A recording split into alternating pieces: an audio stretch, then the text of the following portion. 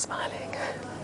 Assalamu alaikum and welcome back to Women's AM. This morning I'm joined by Ayan, Laika and Aisha to discuss divorce. So I'm going to come back to you, Ayan. This, I think, covered some really important points before the break about the permissibility of divorce, etc. But I think now we're seeing kind of more and more, we're hearing more and more, this idea perpetuated that staying in a marriage at any cost is always better than getting a divorce. So where has this idea come from? Oh, there are so many things. I think we were just discussing it during the break. I'm going to leave Laika to discuss the cultural aspect, but I wanted to talk about, when people get married and maybe the parents are not okay with the match or the community are not okay with the match, and it's like a sort of thing of like, oh, I don't think, and they marry this person sort of out of spite, and then they end up staying in that marriage just because they want to prove everyone wrong, even if that marriage is just going horribly wrong, and the best option would be to separate. They stay in it no matter what the circumstances, just to prove people wrong. And I think sometimes there is a massive sort of immaturity when it comes to looking at marriage and divorce.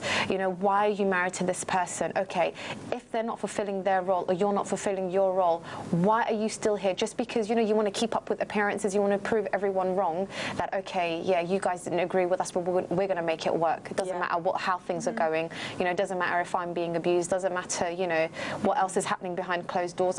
None of you are going to know about this. I'm just going to act like it's all okay and just keep it going because I don't want to prove you guys right that I shouldn't have married this person. So that's just one aspect. On the other hand, looking at the same situation, you can look at the fact that some families will, like for a young girl example, say before she even gets married, she'll be threatened with divorce. She'll be like, oh, if you marry this person, you'll get divorced. But in actuality, as we said earlier, every situation is different. There's no guarantee with anything. So you never know what could possibly happen. But don't you think it's better to kind of go in, to kind of have somebody there giving you that advice? Because sometimes I think, as you said, particularly for young girls, you might have a romanticised view of the marriage and think it's all going to be rosy. And actually, sometimes you need an older relative standing by your side saying, actually, think of the negatives, think of every situation and make sure you've thought about this thoroughly. Don't you think that's sometimes useful advice as well? Definitely, but I think it's when there's a cultural kind of overview of, you shouldn't marry this kind of person, and that kind of, they suggest that divorce is the worst possible option which could possibly happen. But in some cases, especially if you're marrying sort of outside of your culture or your sort of national background or something like that,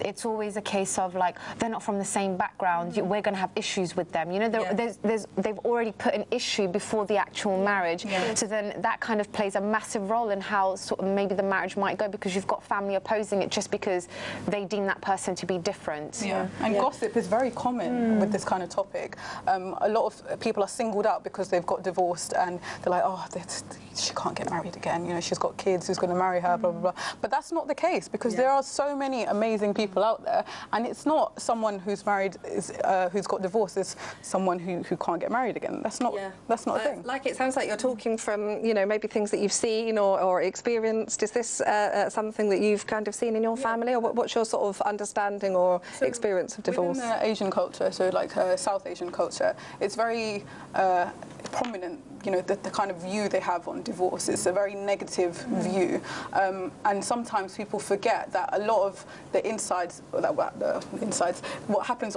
within the marriage, they forget that happens, and divorce is just seen like, oh, it's done, whatever, leave it. But what the person has gone through is forgotten. So, we talked about abuse, we talked about people leaving Islam, and a woman has a right and a man has a right to divorce their spouse if there's a specific situation which Islam agrees on. Yeah, absolutely. And I think the thing that we should remember as well is obviously marriage is a mercy from Allah subhanahu wa ta'ala. It wasn't supposed to be a torture. And I think, but I think it's worth going into these things kind of with your head screwed on and, thinking about maybe asking these questions even before you get married. So, if the subject of divorce came up, how would you handle that? Allah subhanahu wa ta'ala has put guidelines and rules in place about how we approach a marriage, how we approach, a potential spouse. And this is why, so we kind of cover our backs in every scenario. Divorce is given as a peaceful solution. Yes. Yes. So I think we need to remember that. It's a peaceful solution. It's not something that's there to make things difficult. But the problem is no one actually talks about what marriage is supposed to be like. They take it from a view of, this is what you're supposed to do if you're a wife, this is what you're supposed to do if you're a husband, but no one actually talks about marriage holistically, and they don't start that conversation until maybe a person's already married or or things start to go wrong. They should, you know, this conversation should be had years before they start thinking about marriage. You need to kind of equip them to realize what marriage is actually about, because we've got so many ideas seeping in, you know, into our lives about what marriage is supposed to be like, or what being in a relationship is supposed to be like. And we all get these sort of romantic, fantastical sort of views of what it's like, and then you get married, you're like, this is like nothing I thought it was going to be. Because you know, marriage, it is hard. It is a hard thing, and it is something that has to be worked at. But you know, when you do get to the stage where you realise that it, you know, it is not going to work, you know, as we've said, parting in kindness is the best advice from Allah subhanahu wa ta'ala. But that being said, you know, what are the most common causes for divorce? Because I know you're very active in your local community, so you must have, you know, helped lots of sisters through this. So what kinds of things have you seen and heard sisters in the community saying? I've heard quite a few things. I think the sisters have hit the nail on the head. First and foremost, I think both spouses come with high expectations. Women, as women, you know, I'm a woman, alhamdulillah, so I can absolutely vouch for this. We probably do come with a fairy tale idea, watching too many Disney films or cartoons anyway. And basically, it does, you know, we don't, like how the sister said, we don't look at the marriage holistically. We expect, for example, we're emotionally based. We expect our men to understand what on earth we're thinking all the time.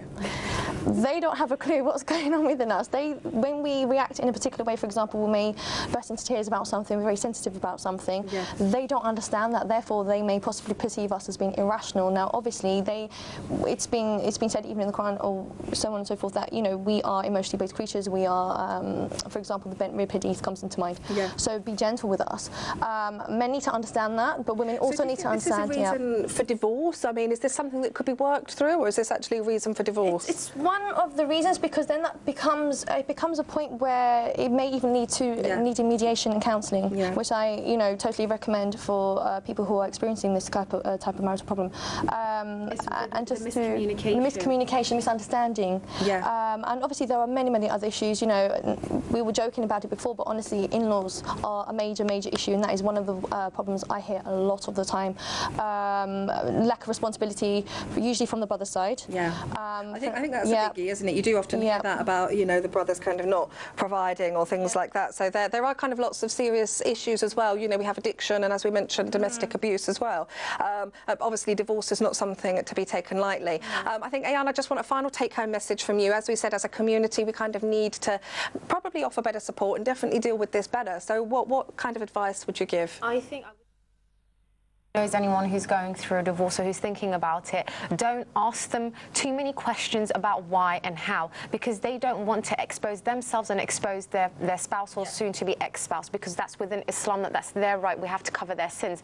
But at the same time, we have to be understanding that it's a difficult time. Just be there for whatever they need you to be there for them, you know, and don't kind of needle and say, oh no, you must be patient, keep trying. The thing is, they probably have been trying and it's not worked if they've come to this decision. So just be there for them. Don't needle them about something. You know, it's the worst feeling if somebody's constantly saying, oh, be patient, you should continue trying. It doesn't help. It kind of puts doubt in your mind. Exactly. You've made a decision and you've prayed istikhara and you've gone through the correct process, you know, inshallah, be satisfied with that. Jazakallah khair for your advice there, sisters. Allah does not burden a soul with more than it can bear. And sometimes an unhappy marriage may be there to teach us a lesson in order to give us something better. While a failed marriage is not something anyone aspires to, it may be just the only option. And a failed marriage does not equal a failed life. Allah has granted us this option as a sign of His mercy, and it should always be seen as such. Always remain hopeful in Allah's plan, as He is the best of planners. I pray that you have benefited from this discussion and some of the advice from our panellists. And don't forget, if you missed any of today's show, all is not lost, as you can catch the highlights from this week on Sunday at 3 p.m. And of course, you can catch up with all of our episodes on YouTube. Here are the details.